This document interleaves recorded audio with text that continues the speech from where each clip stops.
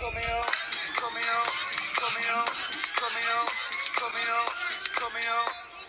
there.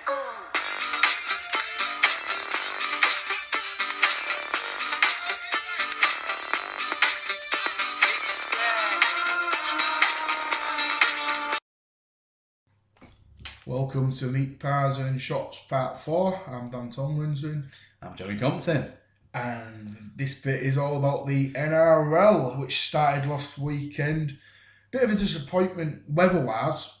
Yeah, you thought I was going to jump into the games were rubbish, but they weren't. I enjoyed them. I watched all 8 of them. They were okay, nothing scintillating. The weather did spoil it though. Obviously, Australia has been hit by a lot of, wet weather recently. But everything Australian is better and amazing, isn't it? Don't take the mickey. Thoughts go out to the people in North Queensland as well. They've got some really bad floods over there at the minute, so obviously we hope for a recovery for the people affected there. It goes without saying, but yeah, the games were okay. We'll start with the first one. Melbourne, same old Melbourne really, just dominant, clinical, simple, not effective, maybe to some people boring, but they get the job done, don't they? They'll win the league. They will win the league, I think. No, I'd be interested without Billy Slater. They didn't really miss him, did they? Cameron Munster said... Jared Hughes was very good. Yeah, very good, yeah. I was impressed with the halfbacks as well. Munster goes without saying, very good player, tenacious. Brisbane, though, underwhelmed a little bit. I thought they'd be very good this year, especially with, obviously, CeeLo going there, but... They're a weird club, Brisbane. They can be a bit yo-yo, like 1 minute they're great, then they look really bang average. I look at Wigan and I look at Brisbane and I'm going to liken it to Wigan a little bit. You've got a club who traditionally are up there, have won the competition previously, but you look at their halves and there's no long kicking game. That's the problem, yeah. You've got Milford and Nicarima are expected to take that team around, and even their 9 is McCulloch's. Not a kicker. Darius Boyd at fullback. Not a kicker. Darius Boyd is gone. Shot. See, the point I'm going to make now, they need to swap them two around. Jermaine Asako, put him at fullback now, because that kid is going to be something special. And obviously put Darius Boyd onto the wing. On his last legs, but he's lost some pace, hasn't he? Yeah. And that's probably why they're not playing him. True. Playing him on the wing. But if he's gone, he's gone. And that there's a little bit too much of that in rugby league, full stop, I think. Yeah. Where people tend to hang on a year too long, 2 years too long, and you can understand it from the player's perspective, but I think it ruins your reputation, Yeah, clubs almost need to be a bit ruthless, don't they, with it? And especially Brisbane, they've got a massive, they've got about 3 feeder clubs, they've got a massive playing pool, they've got a luxury of Brisbane to pick from, haven't they? Pretty much the whole of Queensland to pick from. So there must be something they can do there. They look a poorer team with Seabold than they did under Bennett, though, don't they? Well, that brings us perfectly to, the Rabbitohs, the Bunnies, South Sydney. They look very impressive in their derby win over the Roosters. Sure, my mate Sam Shepherd is buzzing with that, big Roosters fan. They've got the nucleus of a very good team, though, haven't they, Souths? And they've probably underperformed in the last couple of years, really. Yeah. Adam Reynolds is a much underrated half, and you look around the NRL, and surprisingly, there's not that many outstanding halfbacks kicking about anymore. There really isn't. Cooper Crunk's he's past his best. He's moving towards retirement. You've got Jonathan Thurston, who's now retired, who was the outstanding half in the league. You've got to look at people like Daly Cherry Evans and Ben Hunt as the Gareth Widdop is by far the best halfback for me in the NRL. There's two. Obviously, a lot of clubs in England just play left and right now, don't they? Both halfbacks, whereas theirs is a lot different. You have one dominant half, and then you have your 5'8", what they call a standoff, basically. And I'd say there's a lot of very good 5'8", but there's not a lot of very good halfbacks, and that's the problem. You look at across the board.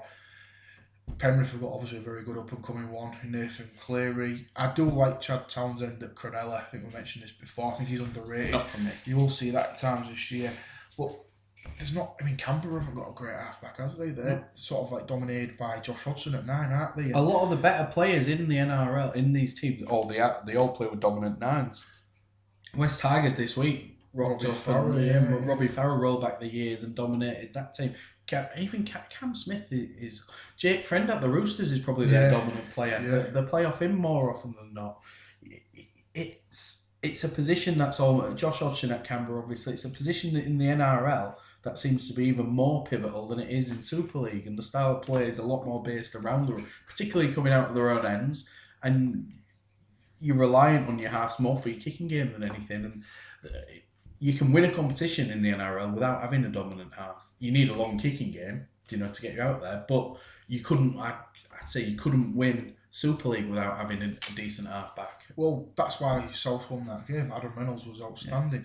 The Newcastle game on the Friday, Mitchell Pearce, again, he's had his critics, and rightly so, in the past, but his kicking game was brilliant, and it ground the Sharks down. So, talking about Newcastle, I love Kalen Ponga. There's a player who is going to be... Well, he's the Queensland's origin. Absolute superstar. Yeah, he's their next star for next decade. He will be Australia's number 6. He will be the best player in the NRL for a long time, in my opinion. It'd be interesting, Newcastle, though. They gave out, I think it was 6 or 7 debuts. They've recruited hefty.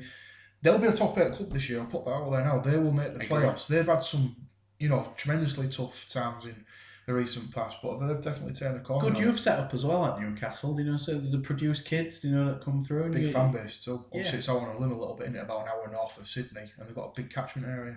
It's a lot of similarities to Hull, to be fair. In a way, yeah. I think you like the location of it. I think it's away from the big city, as we are. Obviously, the West Yorkshire catchment area is ridiculous compared to Hull. Yeah, we are the dogs that way.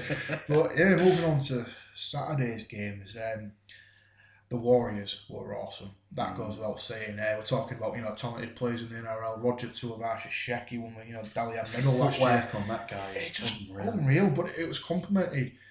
Not outstanding halves, but the performance of Blake Green, obviously they're a debutant. I'm lucky on. How old is Blake Green now? 33, 34? Must be pushing 40. He's a journeyman, but he's probably what the Warriors need right now, because, like you say, all the flash comes from Roger at the fullback, and he got them around the park really well. But the New Zealand Warriors, they really impressed me. I know Canterbury are toilet, they've got a very young squad. But then again, they finished last season strongly. There's your wooden spooners for me. Canterbury Bulldogs. Well, like I say, it's a very raw, inexperienced squad, and it could come unstuck, there. It'll be interesting to see, what transpires. The West Tigers, like I said, you've already mentioned Farah. They were dogged, to use a term, against Manly. Manly didn't impress me at all. The conditions were shocking, weren't they? That's what I said. Across the NRL, it was poor around. It was raining all the time, but yeah. At Layshard Oval, it was horrendous. It was, pretty much torrential rain for the full game, which didn't really help either side. But credit to West Tigers, they dug it out, didn't they? And Farah just ran the show. They've got strong edges of West Tigers. You look at them, the wingers, and they're not going to win a comp, but they're a playoff team. They're a top 8 team, and they'll surprise some people. And they just missed out, didn't they, last season? And I think that'll probably be the case again. They'll probably just miss out this year as well. I can see him making the 8 this year. As I said, I don't see him as a viable threat to win the comp. But who knows? Strange things have happened, haven't they? And they are at home. They are a team, and I've always got a soft spot for West Tigers. I like them, and the fact that Omar is rocked up there now, and the fact that we coach Cot Tigers under Nines as well. Hey, West Tigers, they nicked that badge. You won't copyright issue. Cot Tigers under Nines, the greatest under Nines team there ever was. Because of the coaches. Yeah, because of the coaches, yeah. Especially the one with hair. He's not having that, is he? No. But yeah, like you say, they are a good team, West Tigers. Obviously, it'll be interesting to see how they cope with the Ivan Cleary situation as well. And obviously, it goes without saying the Panthers as well. That was, high profile, major story at the back end of last year with what happened. And it'll be interesting to see how the Panthers cope with that, with Ivan, obviously with Gus, what control Gus will have at the Panthers. And also the videos that came out in pre-season as well. That'll be. It's got good foot control as Tyrone, mate. It's got to rattle you though, on it, as a club when that comes out and everyone's talking about it. It must play on your mind. Does it? Right? I sort of look at that and think it rattles everybody else around the club and who's involved. And I think the players themselves, it makes a massive amount of difference to them, and they're involved in it. They've probably laughed it off and forgotten about it, and it's just more about. Well, that's probably how it got out in the first place, because it would have been passed around your team in the change. Whether that's right or wrong, I'm not offering an opinion. Well, that's for the courts to decide, isn't it? I don't think it's one of these stories that becomes a bigger deal to to the media, to the outside world, then it probably has more of an impact in terms of sponsorship and how marketable the club is, and the money men at the club have plenty to say about it. But I think the players themselves, I think it'll affect them massively. Yeah, Saturday's last game then, North Queensland St George. Mr. Talmalolo. 301 running metres, demolishing his previous record of 283. He also made 5 less carries. You can see why they signed him down to a 10-year contract, can't you? He's worth every penny. He's the $10 million man, isn't he? He's phenomenal player. He deserves every penny of that, and it'll be interesting how the Cowboys go. They had a really poor year last year, and I can't. Do you think he's wasted as a middle, or do you think they could get more out of him on an edge, Tamalolo? Well, he's got footwork, hasn't he? He's got a bit of pace about him. But that probably makes him good in the middle, especially against tiring forwards when he can put a step on or a shot. I just wonder whether he's been doing too much of the hard work and you've potentially got a real weapon there. I don't know. I bet there's better minds than mine and better coaches than me out there with it. It's just really. I'm trying to be nice. They're super coaches. Tamalolo's a quality player. Oh yeah, probably the best forward in the NRL. Yeah. So hands up then if you got up at 5 a.m. to watch the Battle of the West. I didn't. Hands up if you regretted it. Parramatta, Mark, if you're not picked up by the way, my NRL club is Penrith. Parramatta turned us over. No complaints. Parramatta were the better side, but Ashley Klein has a grudge over Penrith. Let's just put that out there. Whenever he referees Penrith get beat. You sound like a Rovers. But not that was any reasoning behind it. As I say, Parramatta were clearly the better side. They managed the conditions better. Again, it was downpouring Sydney pretty much all weekend, and that. But the Penrith, why don't they start games how they finish them? I can never get my head around this. How good was Michael Jennings though? They were very good, yeah. But 14-0 down before they start playing, and it's too late. Jennings was outstanding. He definitely rolled back the years for the Eels. He was very good. Mitchell Moses as well, playing a blinder, in the referee's pocket all game. Yeah, well done. He's managed to calm the the disciplinary process. Wacker Blake has been charged for instance with Moses, which is disappointing to see because he definitely made a meal out of it. To be fair, if I was Blake, I probably would have done very similar and shoved him on his backside. But the Eels were good, very good. Can't really, fault do you not think that I really, it's one area where in the NRL I think they've got it absolutely right is their disciplinary process and the fact that you had an incident in the Melbourne-Brisbane game where Matt Lodge attacked the leg of the kicker, and immediately straight after the game, he was charged, and he knew he was looking at 2 to 3 matches. Well, we spoke about this on the Up the Cream podcast, didn't we? There was one with Danny Kermond on Mark Sneyd, and you said it, but it should have been a straight red card. It's a cheap shot. You've got a player standing on one leg, and you're about 3 stone heavy of them. You're going to get a shot on that. It needs to be punished. It needs to be stabbed out of our game. One thing that did wind me up as well, you talked about Jennings, and this is coming, the fact that it was actually beneficial my club, but Jennings got sin binned because a Penrith player went off for a high HIA. If they're going to do that every round, you're going to have about 5 or 6 blokes getting yellow cards because a player got injured. It's a contact sport. In fact, it's a collision sport, rugby league, and especially with the protocols we have now around concussion, you're going to get players that pick up head injuries. That's not necessarily the fault of the player who made the collision. If you run at someone, you can get your head in the wrong place, you can come off. Why should the other player be punished for that? Obviously, there's circumstances where if you put a shot on someone and you head high them and they get concussion because of that, obviously then that goes out the window and it is their fault. But we're going to be smart about this. You can't be throwing out sin bins every time there's a HIA. It's just wrong for me, and they really got that aspect wrong, the NRL. I think they go so far with some things to make it. Rugby league's the most simplest game in the world, but sometimes we make it much more complex than it needs to be. And this is one of those examples. I look at it, and one other thing we talk about that, and I agree with you completely. For me, you shouldn't be able to, if the referee's missed it, your video referee should be only for making decisions about tries, yes or no, and that's it. And you put it on a report, and that's what the report system's for. If the ref misses it, yes, that team gets away with it there and then, but you've got a match review system for that, so you use it just for that.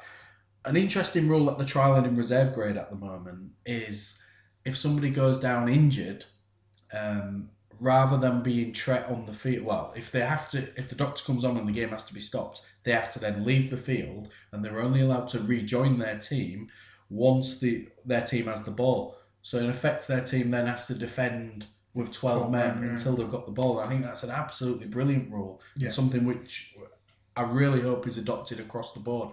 That's the biggest blight on our game for me at the moment, is people going down and play acting to get a breather more than anything. Or And play acting to get someone. Absolutely. It really winds me up because we've taken a positive step though in Super League this year, haven't we? In that they're only allowed, video referee is only allowed to come in if he deems it to be serious enough to be either a yellow card or a red card.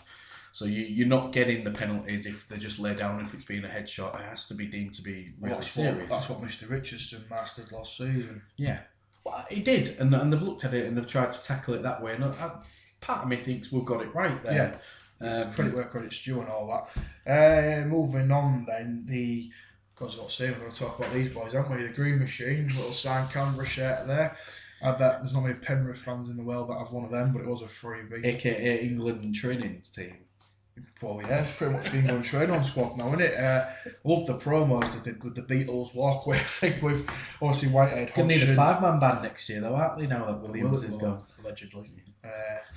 Allegedly. Yeah, can we put that out there? I think it was the Mole, that bloke it, wasn't he? And he got a bit of stick for that, didn't he? But, as far as debuts go, John Bateman, that was pretty incredible for an NRL debut. It was expected, wasn't it? Well, I think we what do you call him? The Mong strength? With his Mong strength, yeah, his Gypsy Mong strength. Gypsy Mong strength, that's it. That's it. You wouldn't mess, would you? He doesn't look like a rugby player. Doesn't look like what you're going to get. It looks like he's scoring a little chav off Branson. And that's exactly what he is, really. But he's from Bradford, Summer State in Bradford. And when he picked that ball up and he threatened to throw it at him, and then I can't remember who it was. It was at the play of the ball. It was Wallace, I think. Yeah, the front rower. Wallace. So there's a State of Origin front rower, and he's about.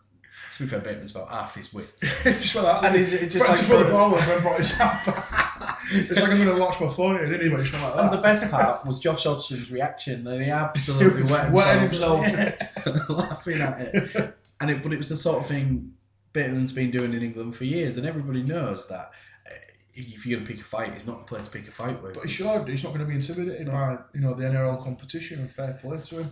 If he stays fit and plays all year alongside, Whitehead was equally impressive. Mm-hmm. They've got a good balanced set of forwards there, and they'll play off Josh Hodgson. They're a team that lack halves really. Jack Whiten is a runner, and he's a good runner. But as a 7, Hayden Caesar, is that really what gets you about? No, I'm not a fan, I must admit. We'll leave it there for the NRL then and talk about something which is really going to clash the opinions. Great Britain have been, they're back, aren't they? They haven't played since 2007, but they will be touring New Zealand, Papua New Guinea at the end of the year. I don't agree with it. I'm a young person, I'm not a dinosaur. Since 2008, I've been told by the RFL, all this social media and all that, let's get behind England. And we did that. Me, Johnny, a couple of other mates, Freshie and Cam, we went to all the England games last season.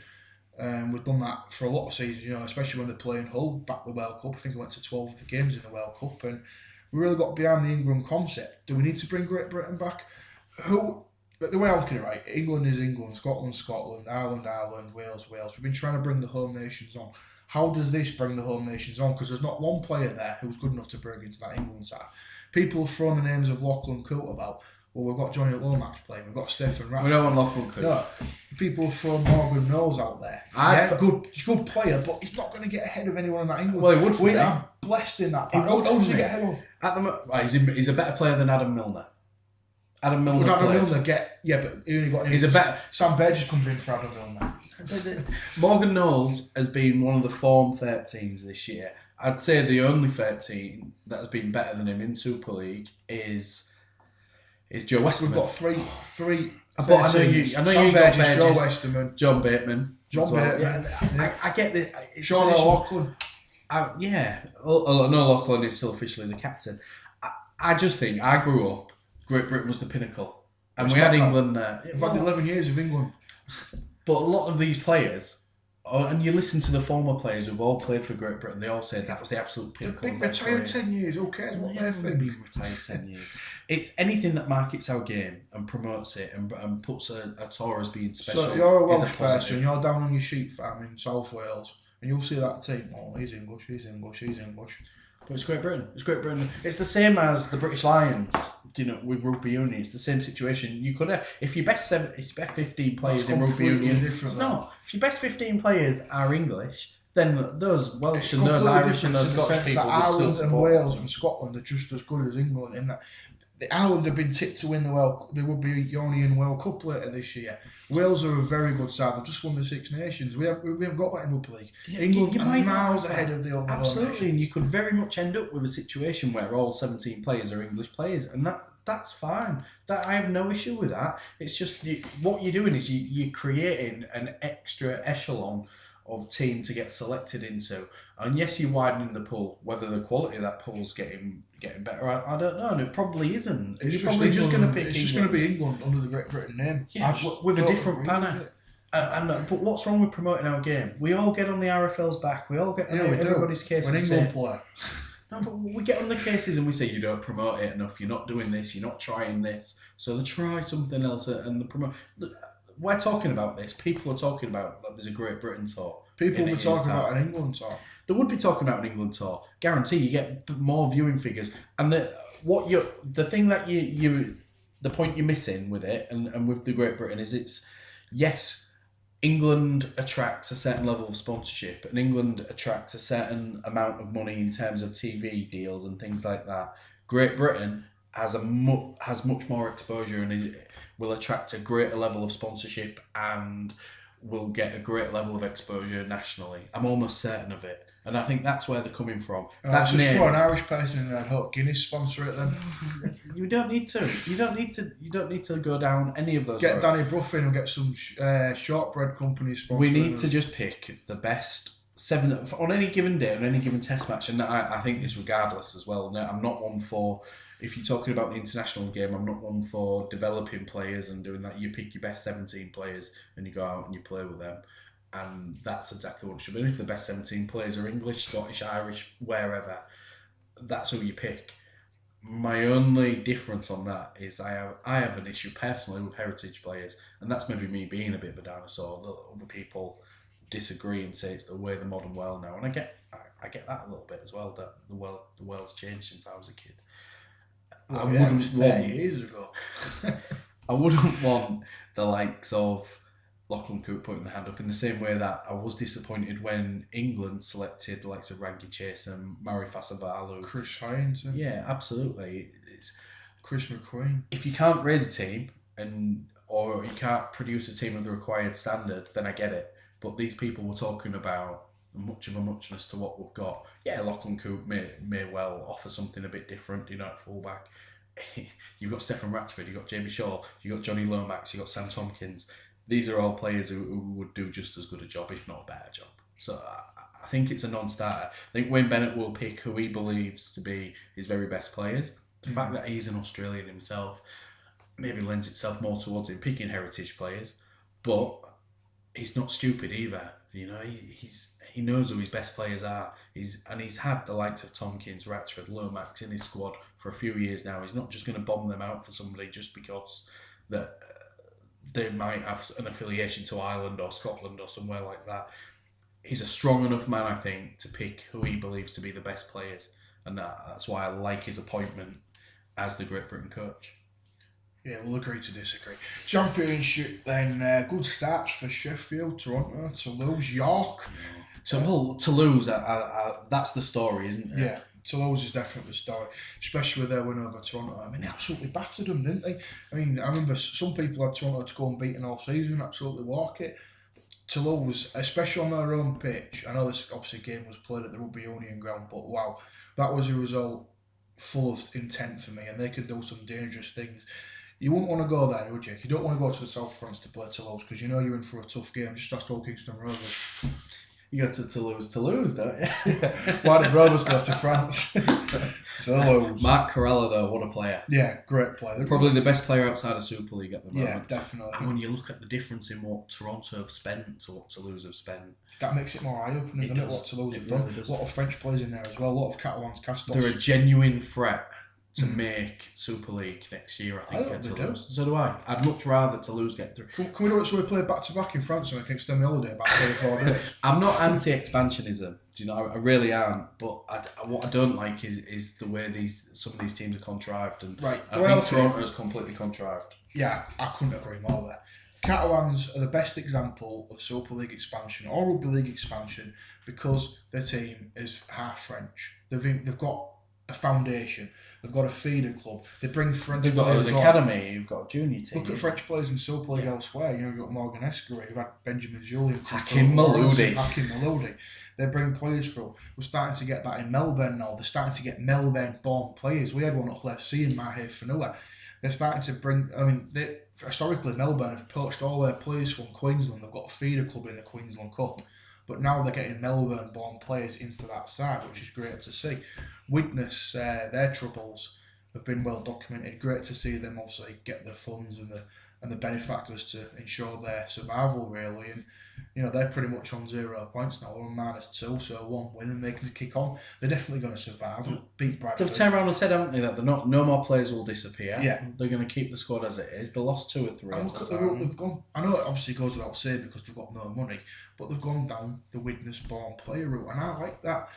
You've got to have players that know what it's all about, and if you've got kids that have been brought up in the witness area, they know what it means to put on that shirt, and they know what the chemics are all about, and it's much better than hiring a bunch of journeymen that haven't got a clue what witness is all about. Another positive, and it takes us nicely onto my next point, is they're not a dual reg club. They're not borrowing half a team from another Super League team.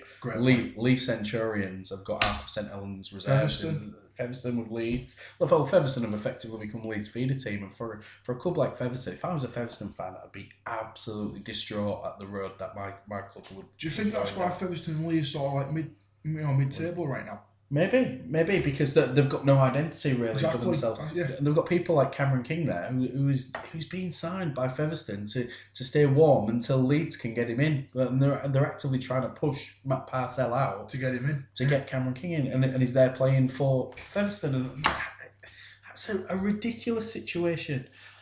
We do at LFC with ours is a League One dual reg partner in Doncaster, but you look at their team and 3 or 4 of their players are All FC players, All FC squad players. Now, and it comes down to the old debate as to dual reg reserves. For me, reserves is 100% the way it should go. It should be mandatory. Every single Super League team should be made to run a reserve grade side. You'd find much better. And the players would be better off in terms of player welfare as well, because they wouldn't be forced to play injured so much because these squads wouldn't be as skinny. The clubs themselves would be more successful because they have more competition for places. You're bringing a young kid on who's playing with better people. It's so short-sighted. You have the opportunity to keep a player in the game for longer, to see how he develops, have a proper look at him instead of trying to make a decision on somebody at 19 who hasn't fully physically developed. 90% of the game of rugby league is in your head. And you take anybody at 19, you're not the same person as you are when you're 23, 24. You mature an awful lot in that time. Experience, isn't it? Absolutely. You're playing with better players and better quality you make different decisions, and halfbacks, props, hookers, every single position, you become a better player over that time, naturally with that. And that development, with some players, you need that mental development to go to that next level. Some people are there at 19 and they can do it. The vast majority, I'd say, are not, and there's an awful lot of top quality players who have been lost to our game because clubs have to make a call at 19. Sometimes we've got to make a call at 15, 16 with them, and it's just... That's mental. The reserve should be there. I travelled up to... We went to see a reserve game, All FC v Keighley, and the standard wasn't brilliant, but if a club like Keighley can run a reserve team, why on earth can't Super League teams? See, I've got nothing but admiration for Keighley. Their reserve side, maybe a little sprinkling of first team players, but the majority was...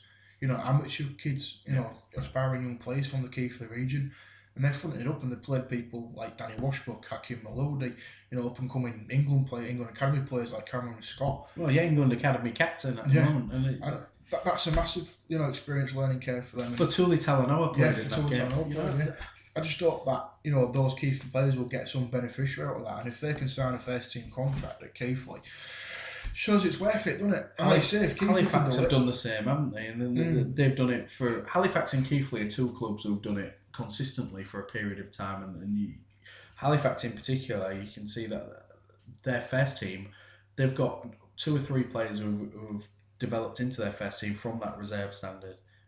And it's vital for some of these clubs to do it. And I would think the likes of Salford, the likes of Castleford, even the likes of Huddersfield would benefit massively from it.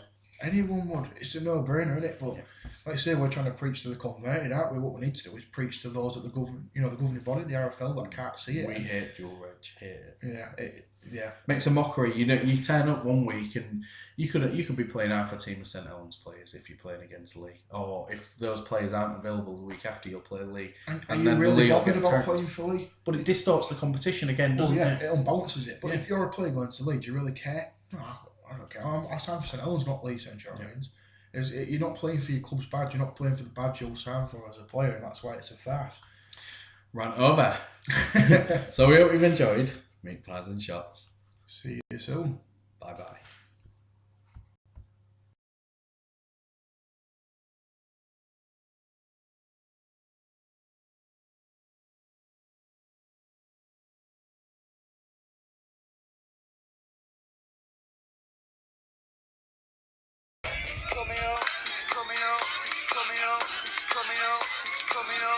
Coming up, it's there.